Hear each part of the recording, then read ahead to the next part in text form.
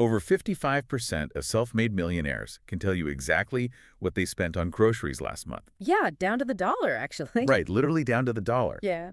So today we're looking at Thomas Stanley and William Danko's massive research project, The Millionaire Next Door, to uncover the single most consistent wealth-building habit across thousands of millionaires. And, spoiler alert, it is absolutely not what you might think. No, it's really not. It has nothing to do with a massive salary or, a fancy job title or a secret insider stock tip.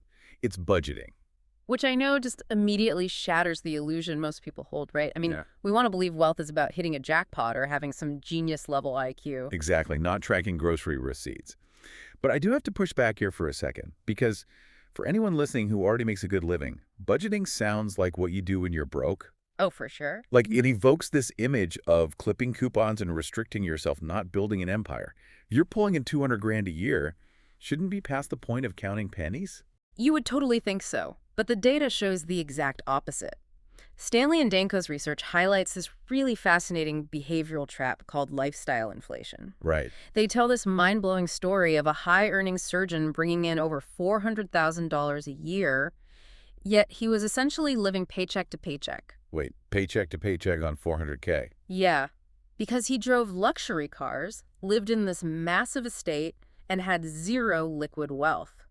Meanwhile, a blue-collar auctioneer pulling in a fraction of that retired as a multimillionaire. Wow.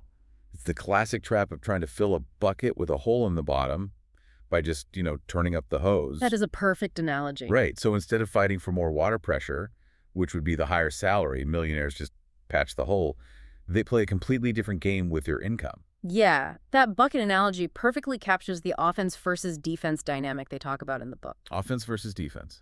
Exactly. I mean, most people only play financial offense. They pour all their energy into earning more money. But without a solid defense, a system to track where that money actually goes, higher income just accelerates the water flowing out of the hole.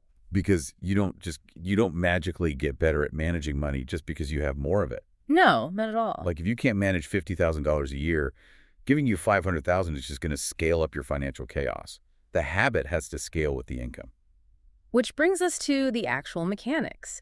If millionaires are patching those holes, how does a listener actually build that kind of impenetrable financial defense?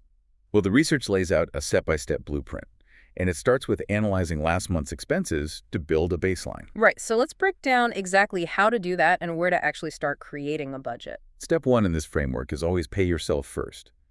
But it's not just a cliche, it really works. Oh, absolutely. When you set aside a fixed percentage of your income for investments before paying rent or buying groceries, you're actually hacking your own psychology. This is brilliant because it removes the decision entirely. Exactly. You're creating artificial scarcity. By automating that transfer the second your paycheck hits, you bypass decision fatigue entirely. Right, you don't have to rely on willpower at the end of the month when you're tired and tempted to buy something you don't really need. Yeah, the decision is already made. So then we move to step two, which is setting clear categories. The sources suggest treating your household like a business with a profit and loss statement. A P&L, yeah. But how does someone practically apply a corporate P&L to their living room? Well, think of yourself as the CFO of your own life. A business doesn't just look at a giant pile of cash and guess if they can afford a new server. Right, they have a plan. Exactly. They have fixed costs like rent and utilities and variable costs like dining out or vacations. By setting an annual fixed target for those variable categories, you stop wondering if you can afford a dinner out. You just check if it fits into your household's quarterly operating budget. Bingo. But that requires step 3, which is regular review. Sitting down at least once a month to compare your actual spending against your plan. Yeah, and it's about building awareness, not handing yourself a punishment. That awareness is where everything shifts. You transition from reacting to your bank account after the fact to deciding in advance where your wealth is actually going to go. Which is huge. So if you want to test this financial defense theory today, I have an invitation for you. Open your banking app right now. Just pull it up on your phone. Yeah, just look at last month's spending. Don't judge it. Just analyze your past expenses to see where the water's leaking out of your bucket. That's the perfect starting point. Right. Use that awareness to start your budget for next month with one simple rule.